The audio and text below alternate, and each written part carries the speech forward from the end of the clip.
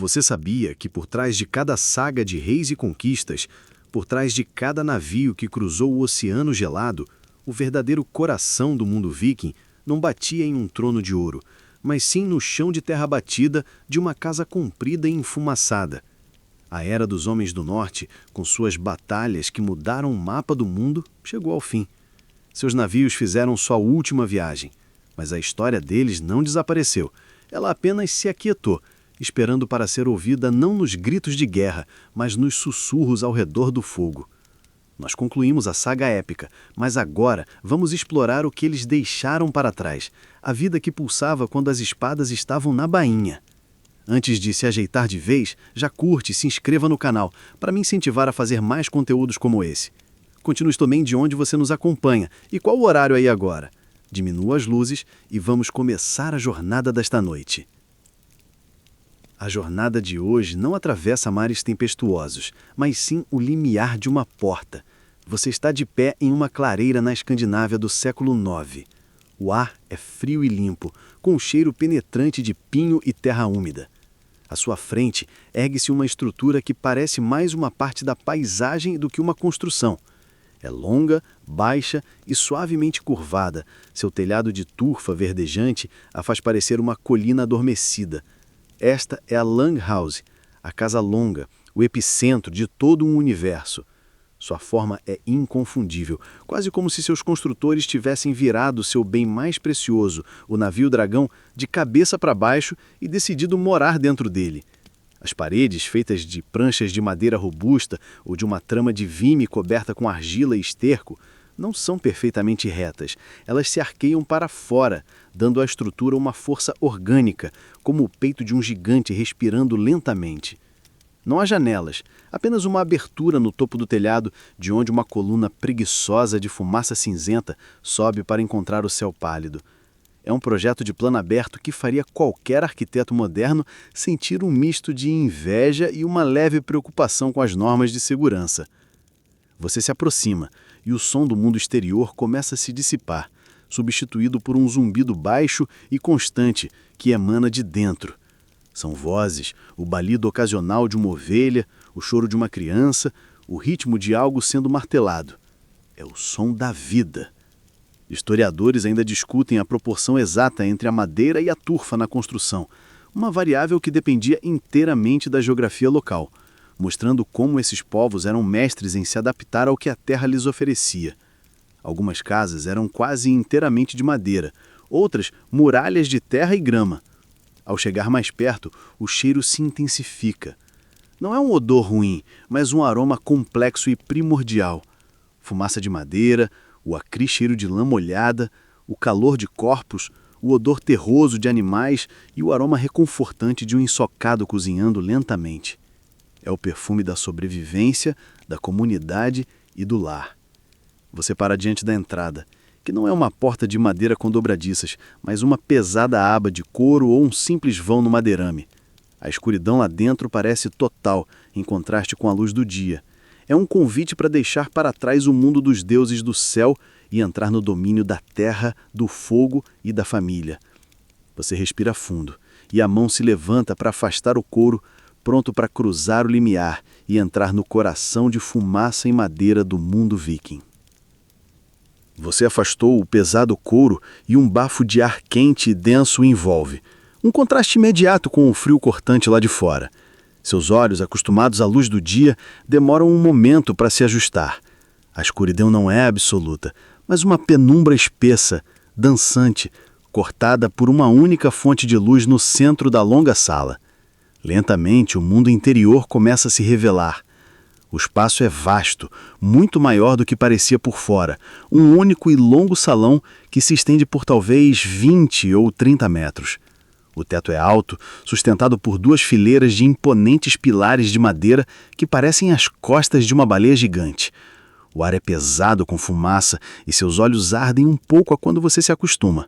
Não há chaminé, apenas o buraco no teto que você viu lá de fora, e a fumaça sobe em uma coluna lenta e ondulante, cobrindo tudo com uma fina camada de fuligem que parece absorver a pouca luz que existe. O chão é de terra batida, compactado por anos de pés, tão duro e liso quanto pedra em alguns lugares. Um corredor central serve como a principal via, e é aqui que a vida acontece. Ao longo das paredes laterais, plataformas de madeira elevadas, chamadas de pau, correm por todo o comprimento da casa. Elas servem como bancos durante o dia e camas à noite. Peles de ovelha e de urso estão espalhadas sobre elas, oferecendo um pouco de conforto contra a madeira dura. É aqui que as pessoas se sentam para trabalhar, conversar e comer. Você viu uma mulher tecendo em um tear vertical encostado na parede, seus dedos movendo-se com uma agilidade hipnótica. Mais adiante, um homem conserta uma rede de pesca e algumas crianças pequenas brincam com bonecos de madeira perto do fogo, seus risos ecoando suavemente no espaço cavernoso. E então você percebe a outra presença, um fato amplamente conhecido sobre a vida na Longhouse, mas ainda assim chocante quando vivenciado. Em uma das extremidades da casa, geralmente a que fica mais abaixo na inclinação do terreno, você ouve o som inconfundível de gado e o cheiro acre de seus corpos e de seu esterco. Sim, os animais de fazenda mais valiosos passavam o inverno aqui dentro, compartilhando o teto com seus donos. Uma divisória de madeira, às vezes sólida, às vezes nem tanto, separava os espaços, mas não os sons nem os cheiros. Historiadores debatem se essa divisória era sempre uma barreira física ou, em alguns casos, apenas uma sugestão de separação. A lógica era brutalmente prática. O calor corporal dos animais ajudava a aquecer a casa inteira durante os invernos rigorosos e mantê-los dentro de casa os protegia de predadores e loudros. A privacidade, como você a conhece, é um conceito alienígena aqui. A vida é vivida em voz alta, em público, dentro do abraço coletivo e enfumaçado da família e de seus animais. Cada som, cada cheiro, cada movimento é compartilhado. Você não está apenas em uma casa, você está dentro de um organismo vivo.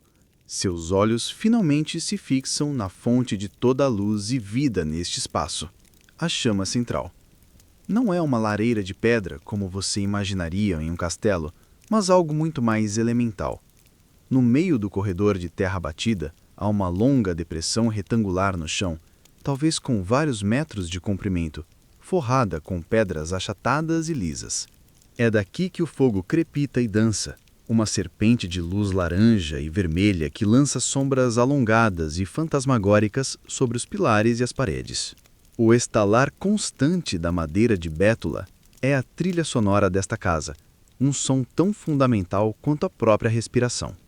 Um enorme caldeirão de ferro, enegrecido pela fuligem de gerações, paira suspenso sobre as chamas, preso a uma corrente que desce da escuridão do teto. De dentro dele, sobe um vapor que carrega o cheiro de raízes, grãos e, com sorte, um pouco de carne. Este fogo, conhecido em nórdico antigo como Langeld, é muito mais do que um simples fogão ou aquecedor. É a âncora de toda a existência dentro da Longhouse. Este é o fato amplamente conhecido, a peça central óbvia, mas sua importância é tão profunda que é difícil de compreender.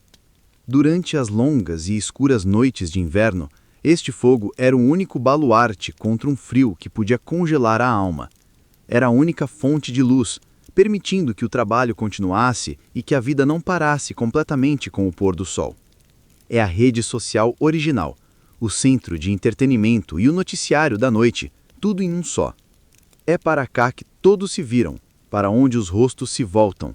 As histórias dos deuses e dos heróis são contadas aqui, as notícias de uma aldeia vizinha são compartilhadas e os planos para a próxima estação são traçados. Mas há camadas mais profundas. Este fogo tinha um poder quase legal e espiritual. Um juramento feito aqui, na presença do fogo da lareira da família, era o mais sagrado e vinculativo de todos. Era um contrato selado não com tinta, mas com fumaça e honra, testemunhado pelos ancestrais e pelos espíritos da casa. Acolher um estranho e oferecer a ele um lugar perto do fogo era um ato de hospitalidade sagrada, colocando-o sob sua proteção. Aqui reside uma curiosidade fascinante, a superstição em torno do fogo. Deixar o fogo da lareira apagar durante a noite não era apenas um inconveniente, era um presságio terrível, um sinal de má sorte ou do desagrado dos espíritos domésticos, os Landvetir. A tarefa de manter a chama viva, geralmente cuidada pelas mulheres da casa, era um dever de imensa importância. Historiadores ainda discutem se a prática, encontrada em algumas escavações, de enterrar objetos de valor ou amuletos sob as pedras da lareira era uma oferenda aos deuses para proteção e prosperidade ou uma forma primitiva de cofre, protegido pelo tabu do fogo sagrado. Enquanto você observa as chamas hipnóticas, você entende. Este fogo não é apenas um elemento, é um membro da família, um guardião, um juiz e um contador de histórias. Ele não apenas ilumina a sala, ele une o mundo. Seu olhar se desvia do fogo e percorre a penumbra, e é então que você a vê. Ela não está no centro das atenções, mas comanda o espaço com uma presença silenciosa e inabalável. É a matriarca da casa, a Húsfreyja. Ela não é jovem e impetuosa, nem idosa e frágil. É uma mulher em seu auge, com o cabelo trançado de forma prática, mas elegante, e um rosto que mostra a sabedoria adquirida ao gerenciar esta complexa unidade de vida por muitos invernos. Ela se move com uma economia de movimentos que fala de um propósito claro. Cada passo é deliberado, cada olhar é avaliador. Ela não governa com gritos, mas com a força tranquila de uma autoridade que ninguém sonharia em questionar.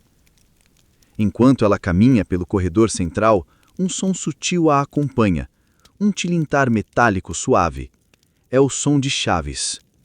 Presas a um de seus broches ovais que prendem seu vestido avental de lã, pende um conjunto de chaves de ferro e bronze. Este não é um detalhe trivial. Estas chaves são o seu cetro, sua coroa, o símbolo visível e audível do seu poder.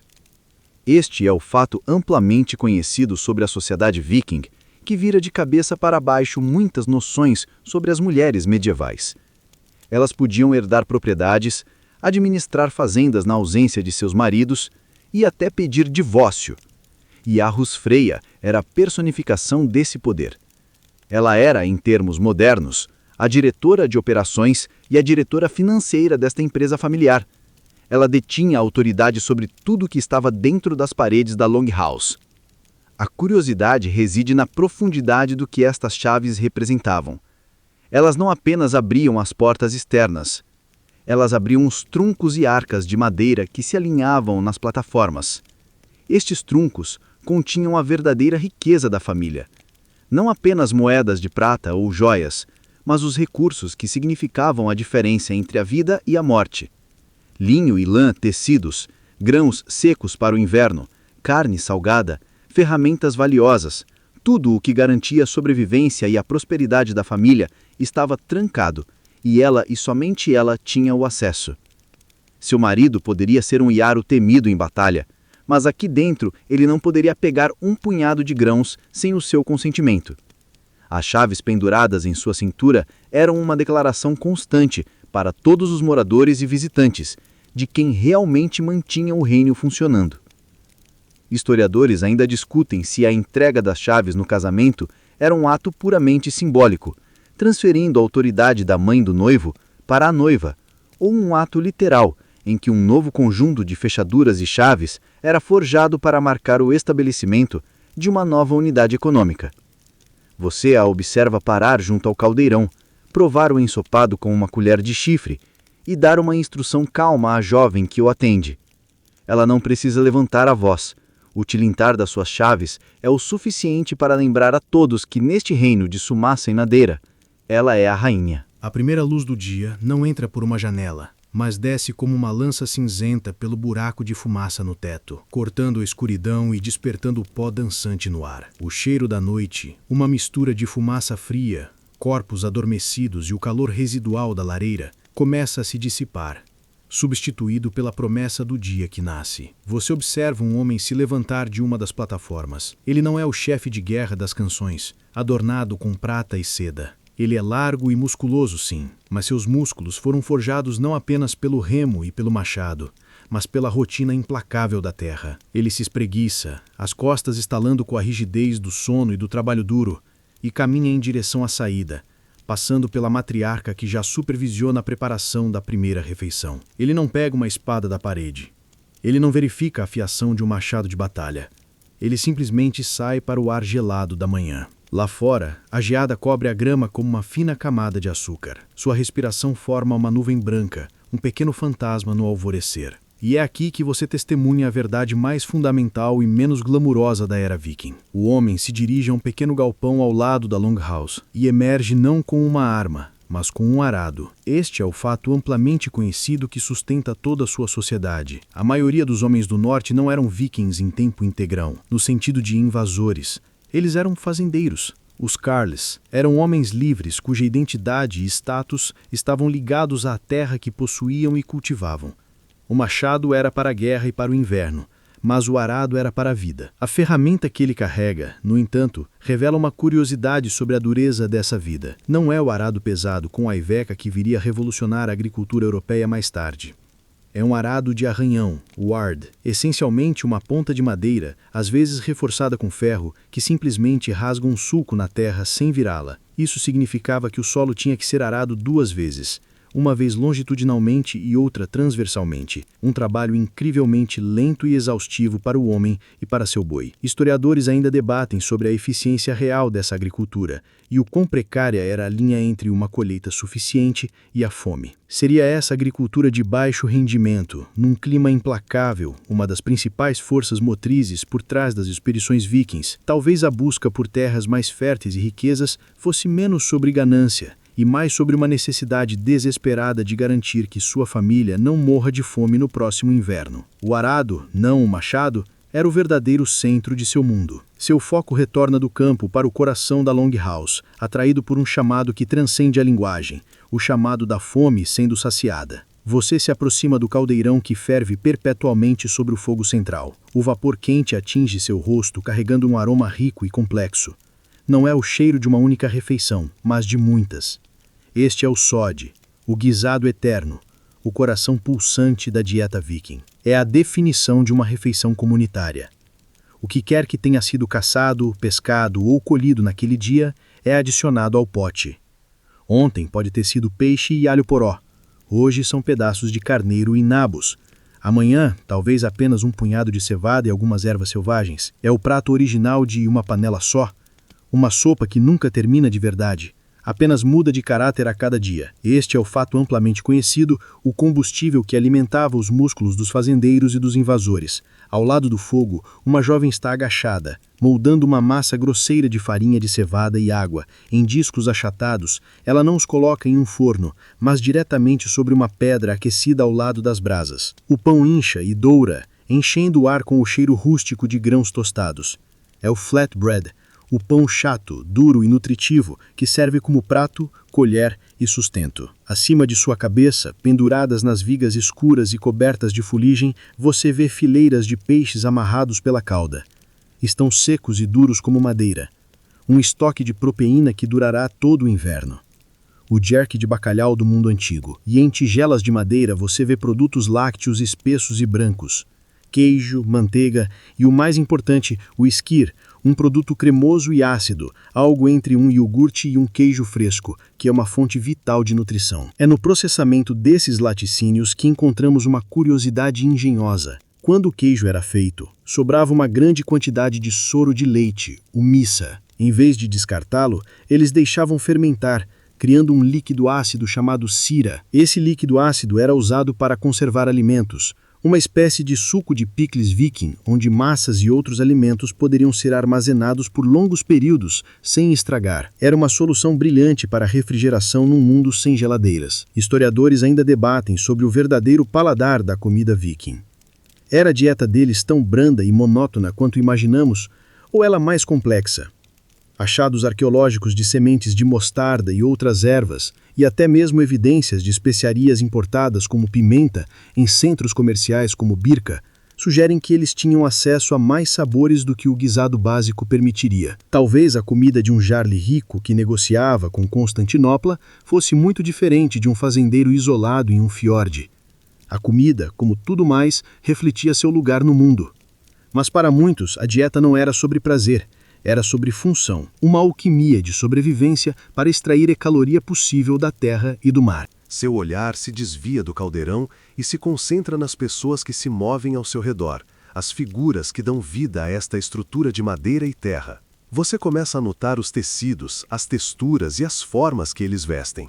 A imagem popular do viking, vestido apenas com peles grosseiras e couro sujo, se desfaz diante dos seus olhos. O que você vê é uma tapeçaria de praticidade e simbolismo. O homem fazendeiro que voltou do campo veste uma túnica de lã, a kirtil, que chega até seus joelhos. É de um tom ocre, a cor natural da lã, mas é bem cortada e permite liberdade de movimento. Por baixo, você vislumbra a gola de uma túnica de linho, mais suave contra a pele. Suas pernas estão cobertas por calças justas, não muito diferentes das calças modernas, e seus pés estão envoltos em sapatos de couro macio. É uma roupa funcional, projetada para o trabalho e o clima. A matriarca, por sua vez, exibe uma elegância pragmática. Ela usa um longo vestido de linho, o cerque, que vai até os tornozelos. Sobre ele, ela veste a peça mais icônica do vestuário feminino viking, o vestido avental, o smoker. É um tubo de lã grossa, preso nos ombros por 2 grandes broches ovais de bronze. Este é o fato conhecido, a silhueta básica do homem e da mulher viking, mas é nos detalhes que a história se aprofunda. O que realmente o surpreende é a cor. A penumbra enfumaçada da Longhouse não consegue esconder os toques de cor vibrante que pontuam a cena. Um fio de lã vermelha bordado na bainha de uma túnica, uma faixa azul profunda na cabeça de uma jovem, o brilho amarelo de um chale de uma mulher mais velha. Esta é a curiosidade que quebra o mito. Os vikings amavam a cor. Eles eram mestres tintureiros, usando o que a natureza lhes oferecia para pintar seu mundo muitas vezes cinzento. A raiz da ruiva fornecia vermelhos e laranjas ricos, a planta de pastel dava azuis profundos e a galteola produzia amarelos brilhantes. Ser capaz de usar roupas tingidas, especialmente em tons vivos como vermelho ou azul, era um sinal de status. Significava que você tinha riqueza suficiente para pagar pelo caro processo de tingimento ou pelas rotas comerciais que traziam os pigmentos. Eles não eram bárbaros monocromáticos, eles eram pessoas que entendiam o poder da cor para expressar alegria, identidade e riqueza. Enquanto você observa, um homem de porte mais nobre entra na casa. Ele usa algo diferente, um tipo de casaco que se sobrepõe na frente, o Klappenrock, com as bordas adornadas com uma trança tecida e talvez até pele. Sua presença levanta uma questão que ainda é objeto de intenso debate entre os historiadores. Este tipo de casaco, encontrado em ricos túmulos de barco como o de Sutton Hoo e em centros comerciais como Birka, era uma peça de vestuário comum para os ricos ou representava algo mais? Era uma influência das estepes orientais, trazidas pelos Rus de Kiev? Era um uniforme militar para um grupo de guerreiros de elite? Ou talvez uma vestimenta cerimonial usada apenas em ocasiões especiais? A sua raridade nos achados arqueológicos sugere que não era para todos. Cada peça de roupa que você vê não é apenas um tecido para cobrir o corpo. É uma declaração de trabalho, status, riqueza e talvez até mesmo de afiliação política, uma história vestida em linho e lã. Sua atenção é atraída não mais pelos tecidos, mas pelos objetos que eles seguram e usam. O brilho do bronze nos broches de uma mulher, o cabo de madeira polido de uma faca na cintura de um homem, a própria estrutura da Longhouse com seus pilares imponentes. Cada um desses itens é o produto de mãos habilidosas, mentes que entendiam a linguagem dos materiais. Você se vira e olha para fora, através da porta aberta, para uma pequena estrutura adjacente, de onde vem um som rítmico e poderoso, o pulsar de um segundo coração para a comunidade. É o clangor do martelo de um ferreiro sobre a bigorna. Lá dentro, em uma dança de fogo e sombra, o ferreiro molda o mundo. Ele puxa um pedaço de ferro incandescente da forja, uma estrela capturada, e o transforma com golpes precisos. Este é o fato conhecido, a imagem clássica do artesão medieval, mas sua importância é ainda maior do que as sagas de espadas lendárias sugerem. A espada é a poesia do ferreiro, mas sua prosa diária é o que realmente mantém a sociedade funcionando. Você o observa não forjando uma lâmina, mas alongando e achatando o metal para fazer um prego de navio, um dos milhares necessários para construir as embarcações que definiram sua era. Ele cria facas para a cozinha, foices para a colheita, fechaduras e as chaves que a matriarca usa com tanto orgulho. Ele é o engenheiro, o fabricante de ferramentas e o armeiro, tudo em um só. Seu trabalho é a espinha dorsal de ferro da era viking. Retornando para a penumbra da Longhouse, você nota outro tipo de criação, mais silenciosa e íntima. Sentado na plataforma lateral, um homem mais velho segura um pedaço de madeira de zimbro. Com uma pequena faca, ele está entalhando. Não é um trabalho rápido, mas uma meditação lenta. E aqui você encontra a curiosidade que revela a alma desta cultura. Ele não está fazendo algo puramente funcional. Ele está esculpindo o cabo de uma colher, e na madeira lisa uma criatura fantástica emerge, uma serpente que morde o seu próprio corpo em um nó infinito, seus olhos minúsculos parecendo observar o mundo. A arte não estava confinada a grandes salões ou templos, ela estava em toda parte, em objetos do dia a dia. Pentes de ossos eram cobertos com padrões geométricos, postes de cama terminavam em cabeças de dragão rosnando, e até mesmo um simples balde de madeira podia ter suas faixas de metal decoradas. A beleza não era um luxo, era uma necessidade, uma forma de imbuir o mundo mundano com magia e matéria. Isso faz-os pensar sobre esses artesãos. Eram eles profissionais em tempo integral, cuja única função era criar, ou eram fazendeiros que simplesmente possuíam um talento excepcional? Historiadores ainda debatem o grau de especialização desses artesãos, especialmente fora dos grandes centros comerciais. Um ferreiro era quase certamente um especialista, dado o equipamento e o conhecimento necessários. Mas e o entalhador? Era ele um fazendeiro que passava as longas noites de inverno embelezando os bens de sua família, ou um artista viajante contratado por um jarle para decorar sua nova longhouse? A linha entre amador talentoso e profissional era provavelmente muito tênue. Olhando para a colher ornamentada e depois para o prego funcional, você entende. As mãos que moldavam o mundo viking eram guiadas por duas forças gêmeas, a necessidade de sobreviver e um desejo inato de criar beleza. Um som diferente corta o ar, mais profundo e ressonante que o martelo do ferreiro. É o som de uma trompa de chifre, um chamado longo e baixo, que ecoa pela clareira e pelas colinas circundantes. Você vê uma mudança imediata na atmosfera da Longhouse. O trabalho não para completamente, mas um senso de propósito diferente se instala. Os homens, especialmente o fazendeiro que você viu mais cedo e o nobre visitante, começam a se mover em direção à saída, suas faces agora mais sérias. Há um assunto a ser tratado, um que exige a presença de todos os homens livres da comunidade. Você os segue para fora, não para os campos de cultivo, mas em uma direção diferente, para uma clareira aberta em uma colina baixa próxima. Este lugar tem um sentimento de idade e importância. No centro, há um círculo de grandes pedras verticais, o Dom Hengrin, e uma pedra maior e mais plana no meio, a Logberg, ou Rocha da Lei. Este é o Thing, a Assembleia. Este não é um tribunal com juízes de peruca e paredes de pedra. É um parlamento ao ar livre, uma prefeitura e um tribunal, tudo em um só lugar. Este é o fato amplamente conhecido sobre a organização social viking, um sistema notavelmente democrático para sua época. Aqui, todos os homens livres, os caos, tinham o direito de falar, de apresentar suas queixas e de participar na tomada de decisões que afetariam a todos. Leis eram feitas, disputas sobre terras eram resolvidas e crimes, de roubo a assassinato, eram julgados pela comunidade. O poder não emanava de um rei distante, mas da própria terra e das vozes dos homens que nela viviam. Enquanto os homens se reúnem em torno do círculo de pedras, você nota uma curiosidade fascinante. Antes de entrarem no espaço sagrado, eles deixam suas armas, espadas e machados encostados em uma árvore ou pedra designada do lado de fora. O Thing era um lugar de paz, o Grid, onde a violência era proibida. A justiça seria alcançada com palavras, não com aço. Do centro, sobre a rocha da lei, sobe um homem mais velho. Ele não é um chefe de guerra, mas sua autoridade é imensa. Ele é o Log Sogumador, o recitador da lei. Em uma sociedade em grande parte letrada, as leis não estavam escritas em livros, elas viviam na memória deste homem. Sua tarefa era recitar um terço do código de leis em cada assembleia anual, garantindo que o conhecimento não se perdesse. Sua voz é forte e clara, enquanto ele começa a recitar as fórmulas antigas.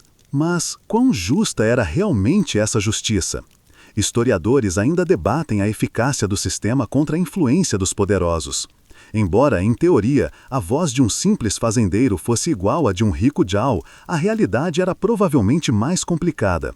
Um homem rico poderia trazer mais apoiadores, influenciar testemunhas ou simplesmente intimidar um oponente mais pobre a aceitar um acordo desfavorável. A verdadeira batalha no Thing talvez não fosse entre o certo e o errado, mas entre a letra da lei recitada pelo Log Sogumador e o peso do poder e da influência social. Você observa enquanto dois homens são chamados ao centro para apresentar seu caso, uma disputa sobre a linha que divide suas propriedades. A balança da justiça viking está prestes a ser pesada, não por uma figura cega, mas pelos olhos atentos de toda a comunidade. Enquanto a assembleia continua, sua atenção se volta para a hierarquia visível entre os homens reunidos. A divisão não é apenas entre quem fala e quem escuta, mas é tecida na própria fibra de suas roupas, na confiança de sua postura e no respeito ou na falta dele que lhes é concedido pelos outros. Você começa a entender a estrutura de 3 níveis que formava a espinha dorsal da sociedade, um sistema que, embora rígido, possuía uma fluidez surpreendente. No topo da pirâmide social estão os Jaws. O nobre que você viu entrar na Longhouse com seu casaco adornado é um deles.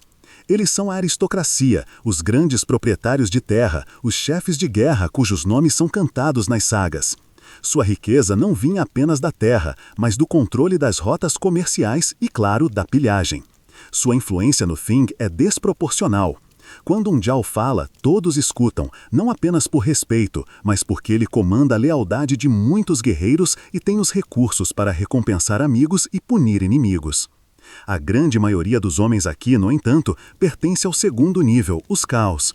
O fazendeiro que você acompanha desde o amanhecer é um caos por excelência. Eles são o esteio da sociedade, homens e mulheres livres que possuem suas próprias terras, mesmo que seja um pequeno pedaço. Eles são os fazendeiros, os artesãos, os comerciantes e os guerreiros que formam o grosso de qualquer exército.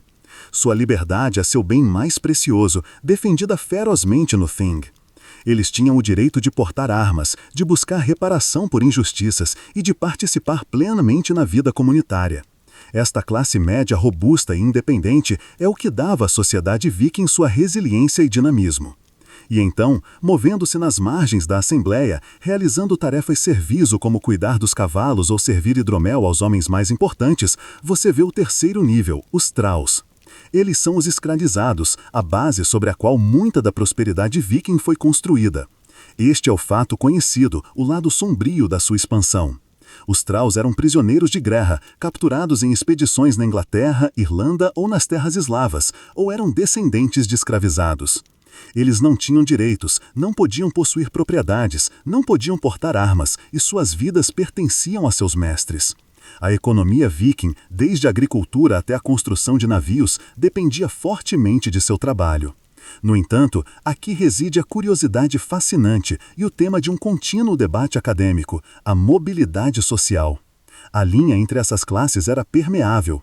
Um Thrall poderia, em teoria, comprar sua liberdade ou ser libertado por um mestre grato, tornando-se um Leising, um homem liberto, embora seu status sempre carregasse o estigma de sua origem.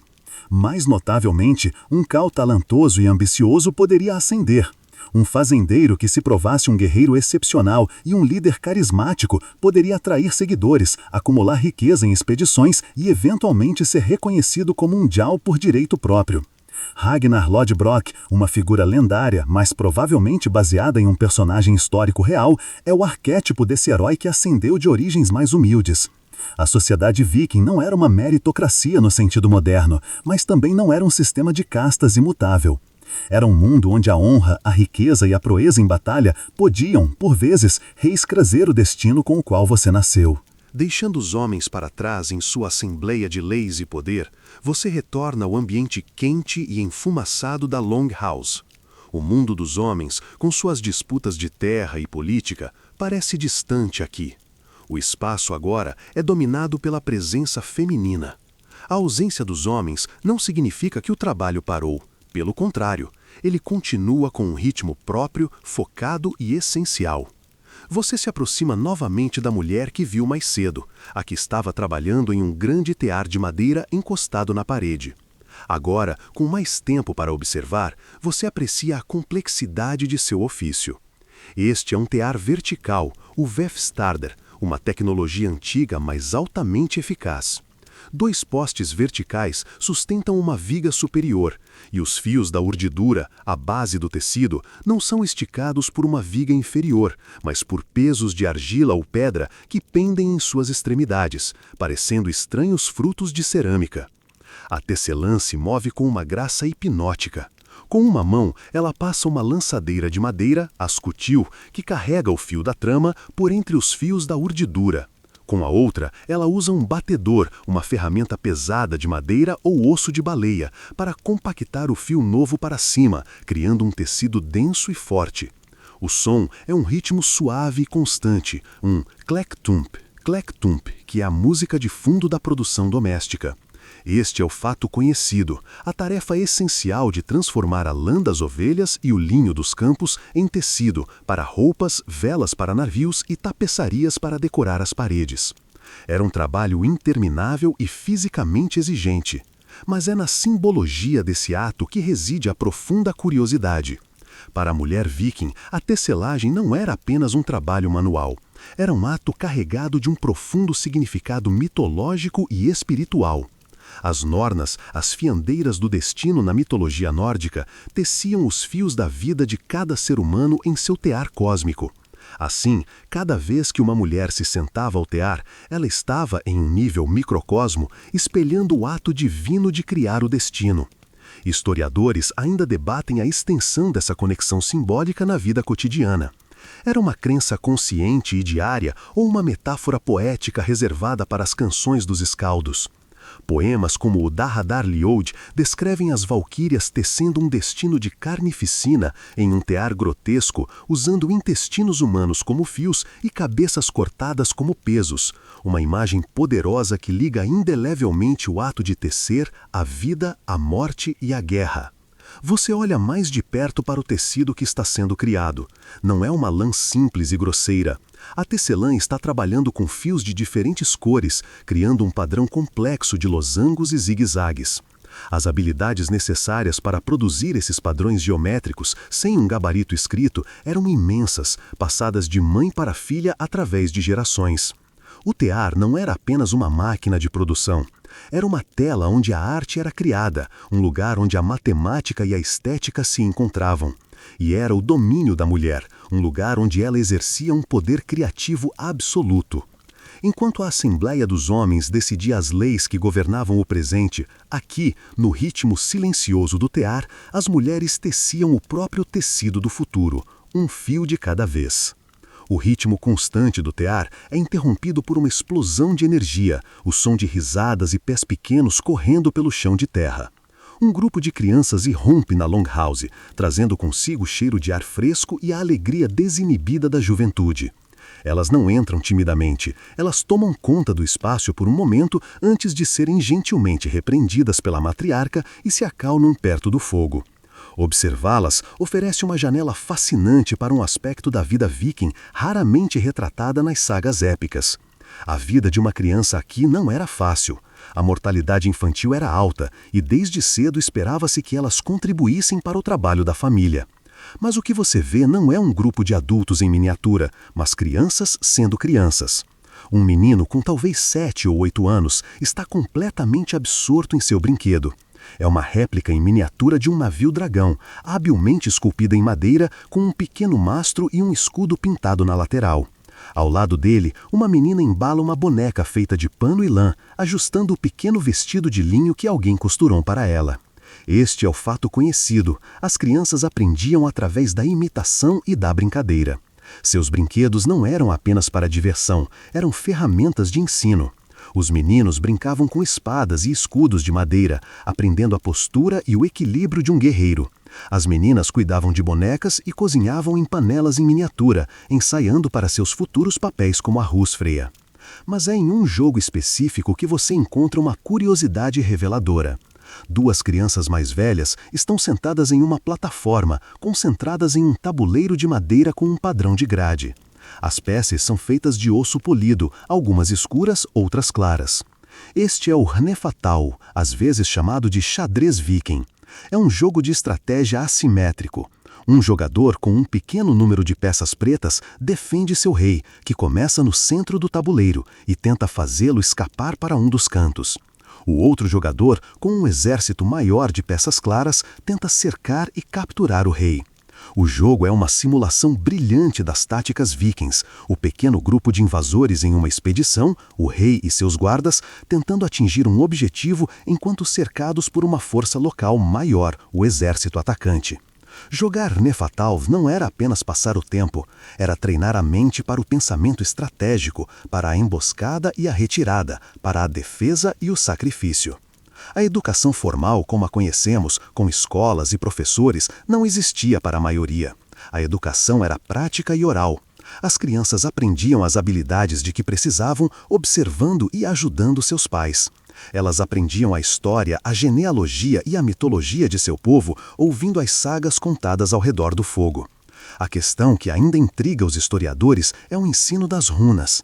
A maioria da população era analfabeta, mas as runas eram usadas para memoriais, marcadores de propriedade e talvez para mensagens curtas. Quem aprendia a lê-las e a escrevê-las? Era uma habilidade reservada a uma elite ou a especialistas como os mestres rúnicos, ou algumas crianças aprendiam o básico de seus pais. O conhecimento era transmitido não em salas de aulas silenciosas, mas no barulho e na atividade da vida diária, onde brincar de navio era o primeiro passo para comandar um de verdade. Enquanto o dia se aprofunda e as sombras se alongam dentro da Longhouse, uma nova figura entra. Ela não é uma moradora desta casa.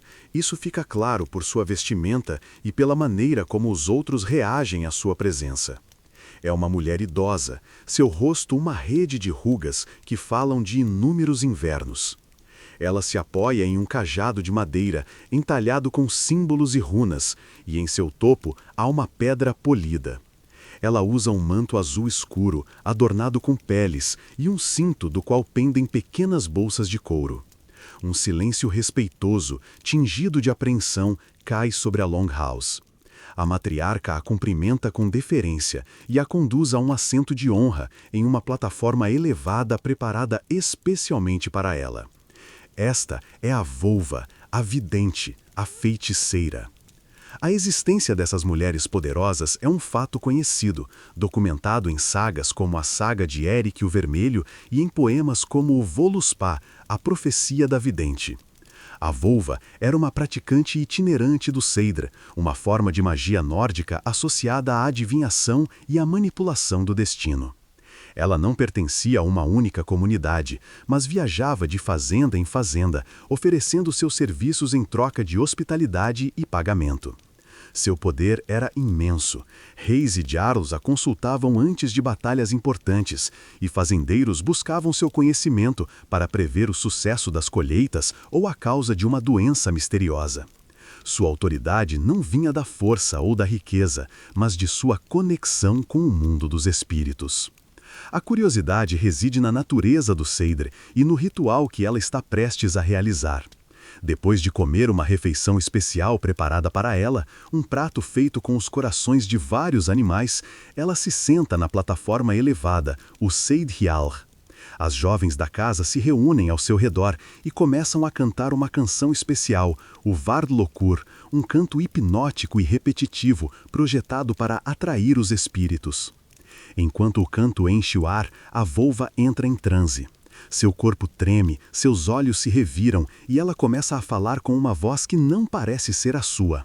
Ela está viajando em espírito, buscando respostas no mundo invisível. Historiadores ainda debatem a natureza exata do Seidr. Era uma forma de xamanismo com a alma da vidente deixando o corpo? Era uma performance teatral altamente elaborada?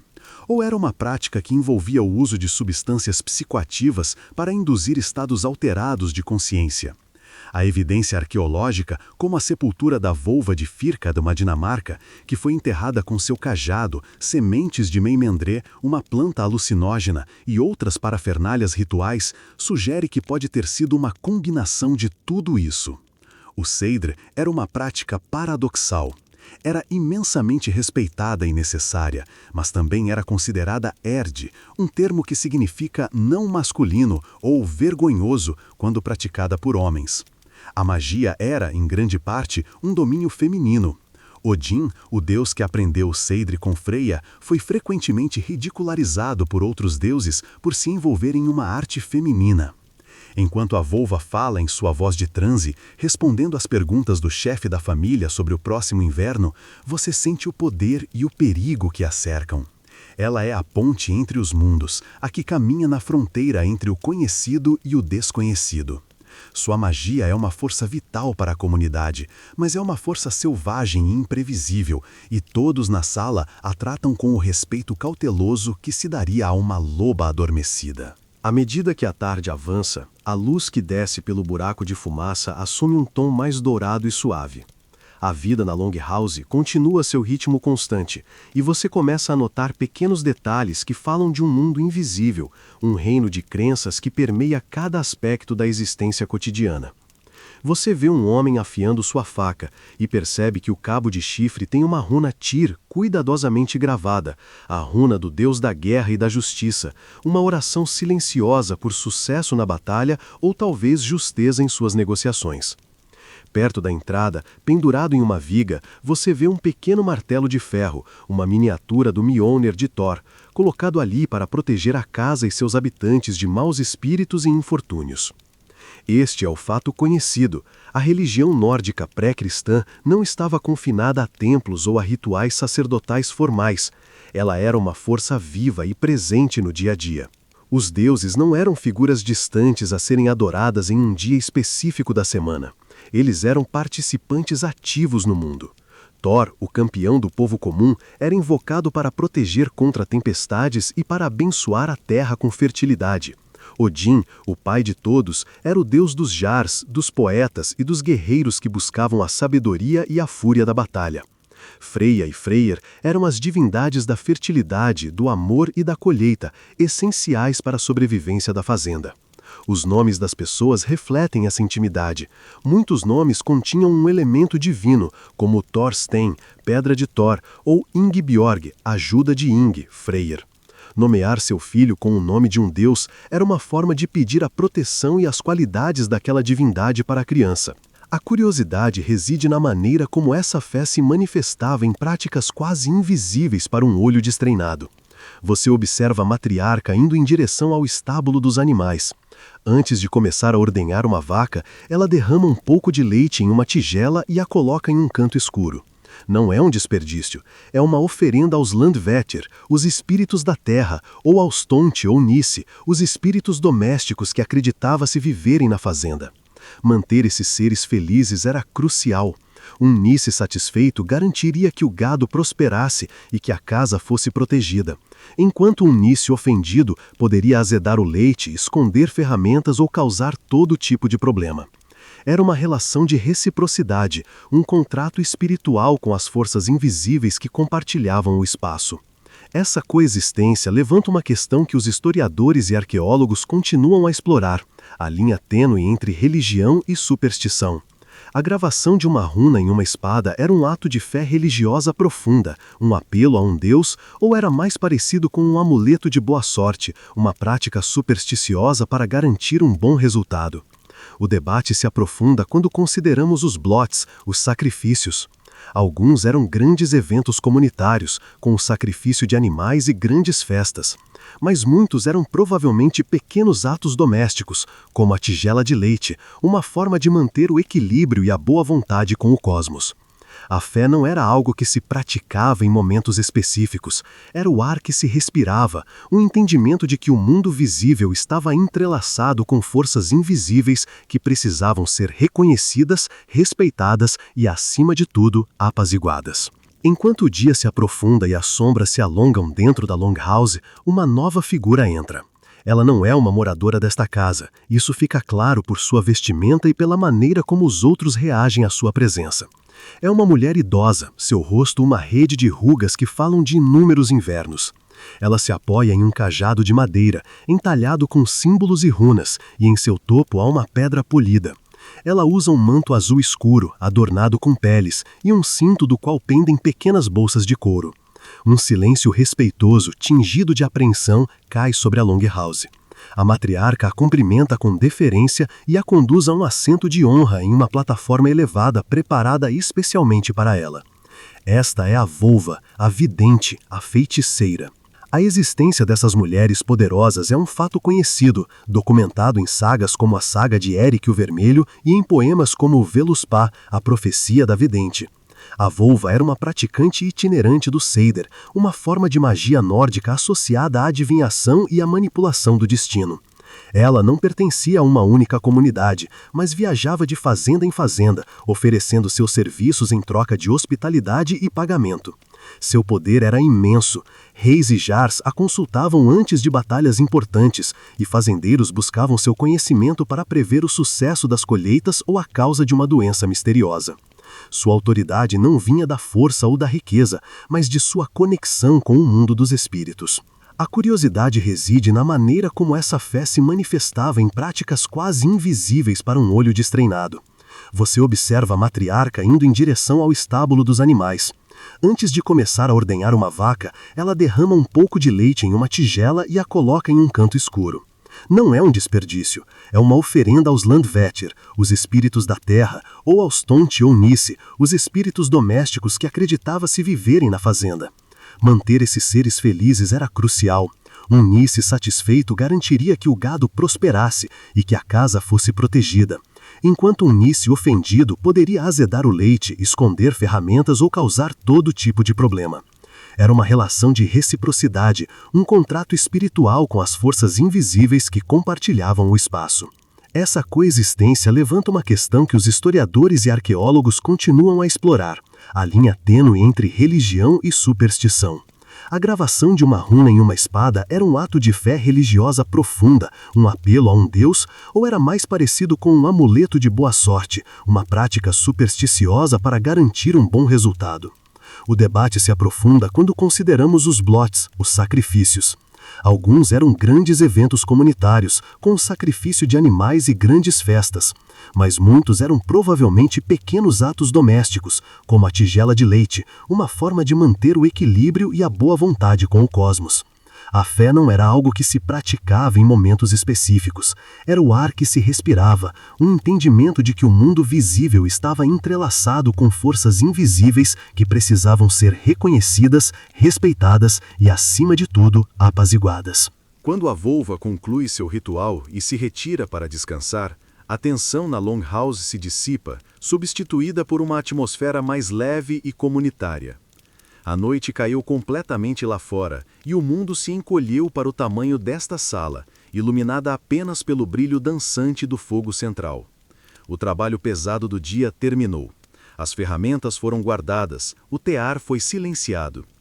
Este é o momento em que a Longhouse se transforma de um local de trabalho em um centro social. É o tempo para fortalecer os laços que unem esta comunidade. Jarras de barro cheias de cerveja ou hidromel começam a circular, passadas de mão em mão.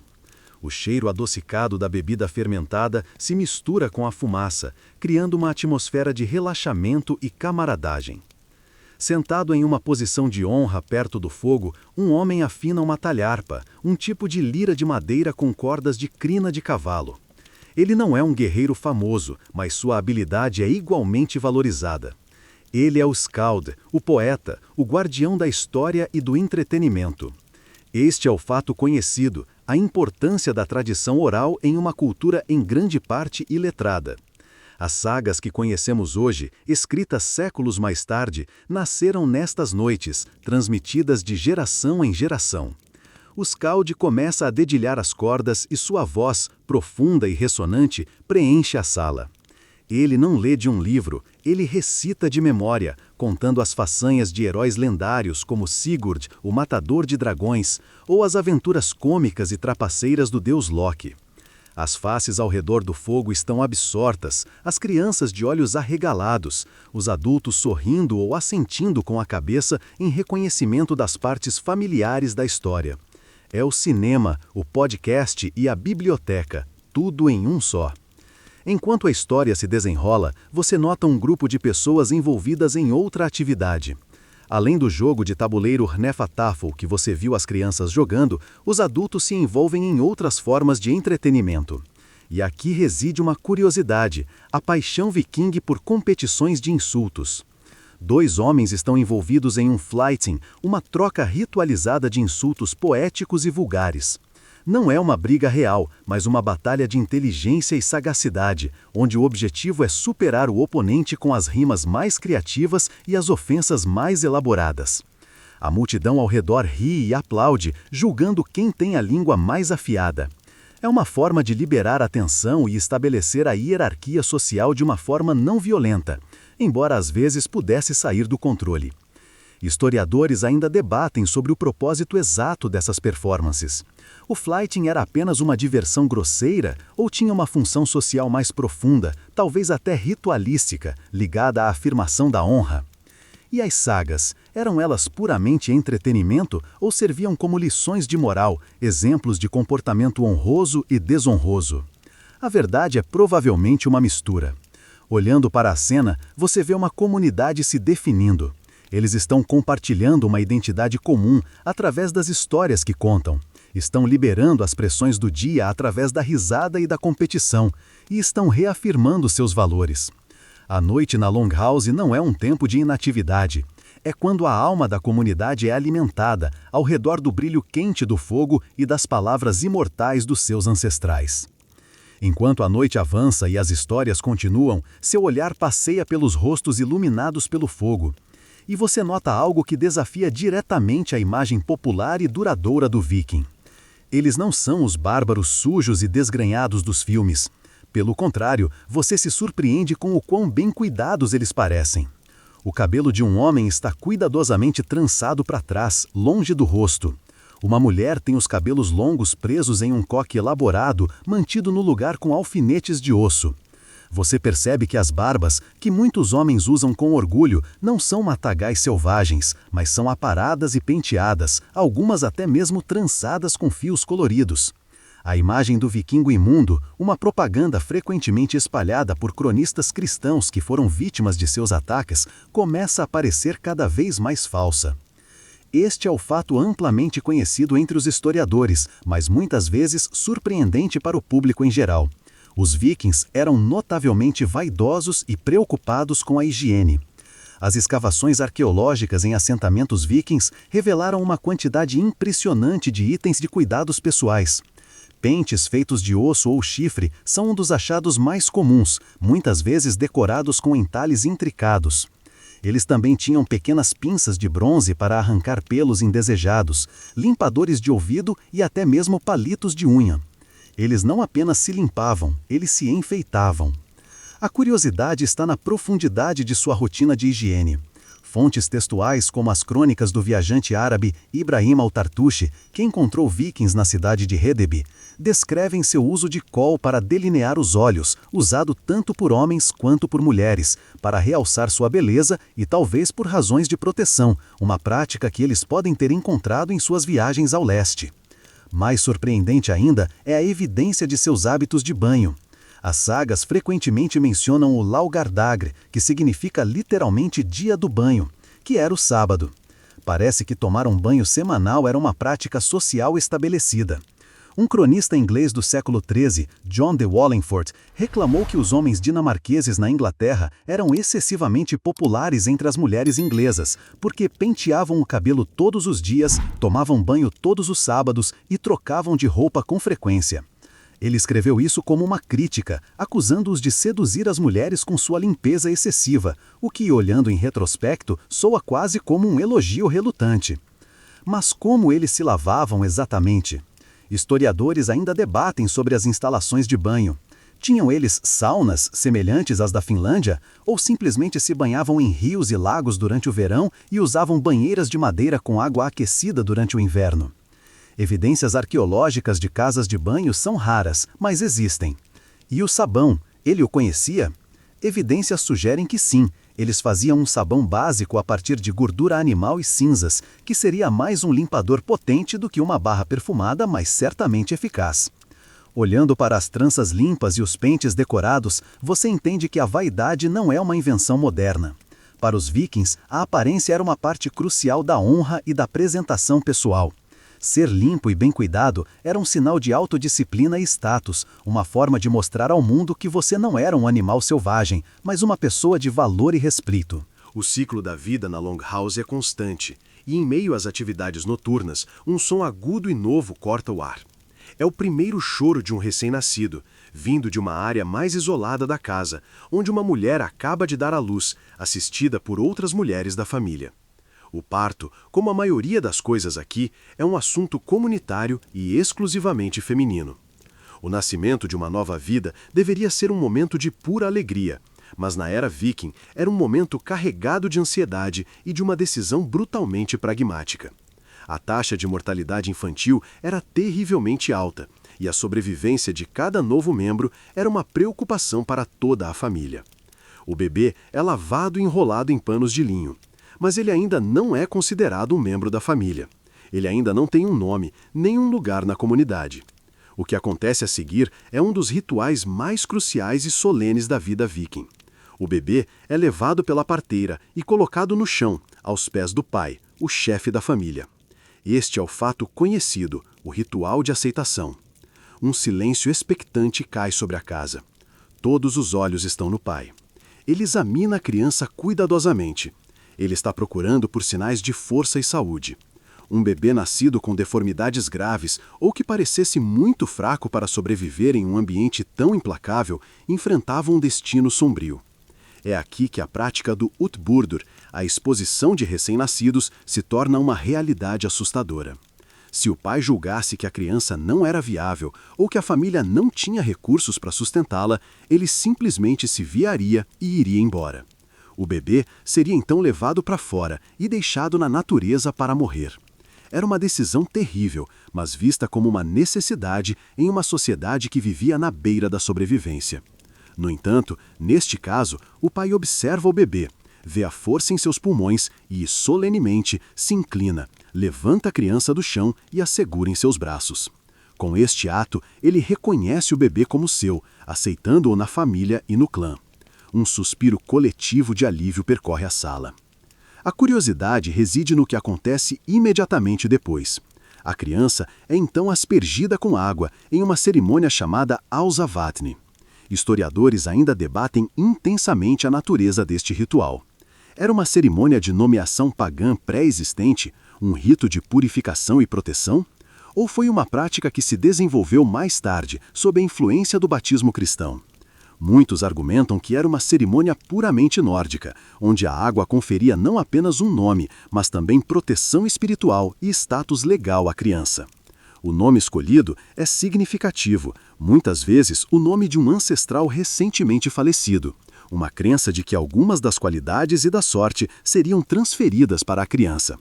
Este ato de nomear e aspergir com água transformava a criatura recém-nascida em uma pessoa, com direitos e um lugar no mundo. O choro do bebê agora não é apenas um som, é a voz de um novo membro da família, cuja jornada, decidida nesses primeiros momentos cruciais, está apenas começando. Anos se passam em um piscar de olhos narrativo. O bebê que chorou pela primeira vez naquela noite é agora uma jovem mulher, e a Longhouse se prepara para outra cerimônia fundamental, um casamento. A atmosfera não é de um romance apaixonado, embora o afeto possa existir, mas de uma negociação séria e de uma aliança estratégica. Você vê a noiva vestida com suas melhores roupas, seu cabelo solto e longo, coroado com uma guirlanda de flores, o kransen, um símbolo de sua virgindade. O noivo, um jovem de uma fazenda vizinha, também está em suas melhores vestes, parecendo um pouco nervoso, mas orgulhoso. Este não é apenas um dia sobre eles, é um dia sobre suas famílias. O casamento na era viking era, acima de tudo, um contrato. Este é o fato amplamente conhecido, a natureza contratual dos casamentos vikings. Era um acordo entre duas famílias, negociados cuidadosamente pelos chefes de cada clã, geralmente o pai da noiva e o pai ou o próprio noivo. As negociações eram complexas e envolviam 3 componentes financeiros cruciais. Primeiro, o munder, ou preço da noiva, que o noivo e sua família pagavam ao pai da noiva. Isso não era comprar a noiva, mas sim compensar sua família pela perda de uma filha e pelo custo de criá-la. Em segundo lugar, havia o dote, o heimanfylgja, que a noiva trazia consigo para o casamento, consistindo em bens como roupas, tecidos, ferramentas e talvez alguns animais, que permaneciam sua propriedade pessoal. Finalmente, havia o morgengifo, o presente da manhã, que o noivo dá à sua noiva na manhã seguinte ao casamento, como um presente pessoal para ela. A curiosidade da cerimônia reside em seus rituais simbólicos, que reforçavam a união e a transferência de autoridade. A parte central da cerimônia não era uma troca de votos como a conhecemos. Em vez disso, o ritual-chave era a troca de espadas. O pai da noiva entregava ao noivo uma espada ancestral de sua família, e o noivo, por sua vez, dava à noiva uma espada de sua própria linhagem. A noiva guardaria a espada de seu marido, passando-a para seu primeiro filho, simbolizando a união das linhagens e a continuidade da herança. Outro ritual importante era a entrega das chaves. Você se lembra das chaves que a matriarca usava com tanto orgulho? Em algum momento durante as festividades do casamento, a mãe do noivo cerimoniosamente entregaria as chaves da Longhouse para a nova Husfreyja. Os historiadores ainda debatem sobre o grau de arbítrio que a noiva e o noivo tinham na escolha de seu parceiro. As sagas estão cheias de histórias de amor e de casais que desafiaram suas famílias, mas essas são provavelmente as exceções que confirmam a regra. Para a maioria, o casamento era arranjado. No entanto, a lei nórdica dava à mulher o direito de iniciar o divórcio, o skilnaðr. Se o marido fosse abusivo, preguiçoso ou incapaz de sustentar a família, a esposa poderia declarar-se divorciada na presença de testemunhas, pegar seu dote e voltar para sua família. Ao observar a festa, com sua abundância de comida, hidromel e as promessas solenes seladas com juramento sobre um anel de juramento ou um martelo de Thor, você entende. Este não é o fim da história de amor de um casal. É o começo de uma nova aliança econômica, um laço de honra, forjado não apenas para unir duas pessoas, mas para fortalecer e garantir a sobrevivência de dois clãs. O tempo, implacável, continua a girar. O fogo na lareira central viu gerações nascerem e se casarem. Agora, ele testemunhará o fim de uma jornada. O chefe da família, o mesmo homem que uma vez ergueu seu filho recém-nascido do chão, agora jaz em seu leito de morte na plataforma da Longhouse. Ele está velho, seu corpo marcado por uma vida de trabalho e talvez de batalhas. A família se reúne ao seu redor, não com lamentos histéricos, mas com uma tristeza solene e um senso de dever. A morte não é vista como um fim absoluto, mas como uma transição, uma última grande viagem para a qual o falecido deve ser devidamente preparado. Quando a última respiração se vai, os preparativos para o funeral começam imediatamente. O corpo é lavado e vestido com as melhores roupas, aquelas que ele usaria para um grande banquete. Este é o fato conhecido, a importância de equipar o morto para a vida após a morte. Seja qual for o destino que o aguarda, Valhalla, o salão de Odin para os guerreiros mortos em batalha, ou o sombrio Hel, ou mesmo o pacífico Folkvang de Freyja, a crença era que se precisaria de posses e status no outro mundo. Portanto, o falecido é preparado para ser enterrado ou cremado, com seus bens mais preciosos. Um guerreiro seria enterrado com sua espada e escudo, uma mulher com suas joias e ferramentas de tecelagem, como os broches ovais e as chaves, que simbolizavam seu poder. A curiosidade reside na variedade e complexidade dos rituais funerários, que variavam enormemente dependendo do status do falecido e da região. Enquanto a maioria das pessoas era enterrada em sepulturas simples, marcadas por um monte de terra ou um círculo de pedras, os mais ricos e poderosos recebiam funerais espetaculares. A forma mais famosa, claro, é o funeral de navio. Em alguns casos, como nos espetaculares achados de Oseberg e Gokstad, na Noruega, um navio inteiro era arrastado para a terra e uma câmara funerária era construída em seu convés para o falecido, cercado por uma riqueza de bens, incluindo animais sacrificados, móveis e até mesmo, em alguns casos, servos ou esposas sacrificados para acompanhá-los na morte. O navio era então enterrado sob um enorme monte de terra. Outra imagem popular, a do navio funerário em chamas sendo empurrado para o mar, é mais rara na realidade arqueológica, mas é descrita em textos como o relato do viajante árabe Ibn Fadlan sobre um funeral rus. Historiadores ainda debatem sobre o significado exato por trás dessas práticas. O enterro em navio era apenas uma exibição ostensiva de riqueza e poder, uma forma da família do falecido afirmar seu status? Ou o navio tinha um propósito simbólico mais profundo, servindo como o veículo literal que transportaria a alma do falecido para o outro mundo? E a prática do sacrifício humano, quão comum era? A evidência sugere que era rara, reservada para a elite da elite em ocasiões de extrema importância.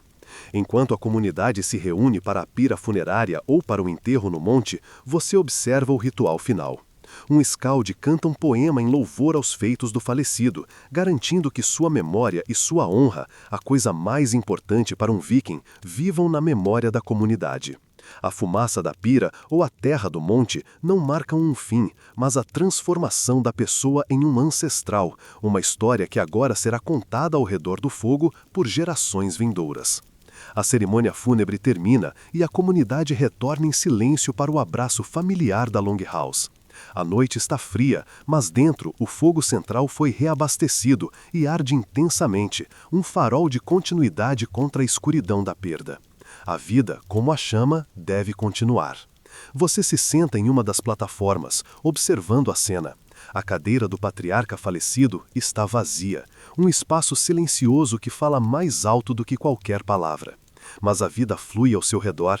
A matriarca, agora a chefe indiscutível da família, até que seu filho assuma o manto, supervisiona a distribuição da refeição noturna com a mesma eficiência de sempre. As crianças, que haviam ficado quietas e assustadas, começam a sussurrar e a brincar novamente em um canto, sua resiliência inata uma promessa do futuro. Os vizinhos que vieram prestar suas homenagens conversam em voz baixa, compartilhando memórias e oferecendo apoio. É neste momento de luto e continuidade que você compreende a verdade final. A imagem do viking como um lobo do mar solitário, um individualista movido apenas pela ganância e pela sede de sangue, é uma ficção. A verdadeira força viking, o motor que impulsionou seus navios para terras desconhecidas e lhes permitiu não apenas conquistar, mas também construir e colonizar, não estavam na ponta de uma espada. Estava aqui mesmo, neste salão enfumaçado e lotado. Sua força era a comunidade, a família, o clã. Esta é a alma por trás da lenda, o legado humano que muitas vezes se perde na sombra dos capacetes com chifres, que eles nem usavam. O fato conhecido é que eles não desapareceram, eles se assimilaram, tornando-se os normandos da França, os Rus da Ucrânia, os senhores da Danelaw na Inglaterra. A curiosidade mais profunda é este paradoxo. Eles são lembrados pela atividade que ocupava a menor parte de suas vidas. O homem que passava 10 meses do ano cultivando a terra, consertando sua casa, criando seus filhos e participando da assembleia, é lembrado apenas pelos 2 meses que ele talvez tenha passado em Viking, em uma expedição. A verdadeira saga viking não é a do ataque a Lindisfarne, mas a saga de 1000 invernos sobrevivido dentro de uma longhouse, a saga de um caldeirão que nunca ficava vazio, a saga de uma comunidade tão unida que podia se dar ao luxo de enviar seus filhos mais ousados para o outro mundo, sabendo que haveria um lar para onde retornar. É por isso que os historiadores hoje debatem se viking era uma identidade étnica ou uma descrição de trabalho. Seria como chamar todos os empresários do século XXI de viajantes de negócios. Era algo que você fazia, não o que você era em sua totalidade. O homem que morreu hoje não era apenas um viking. Ele era um pai, um marido, um fazendeiro, um vizinho, um membro da assembleia. Sua vida foi um tecido complexo, e a pilha era apenas um fio de cor violenta em uma tapeçaria rica de tons terrosos de família, trabalho e dever. Olhando ao redor desta sala, para as faces iluminadas pelo fogo, você finalmente vê. O navio dragão era a ferramenta de sua expansão, mas a Longhouse era a fonte de seu poder. Uma era o corpo, a outra a alma. Fim. Bons dormes.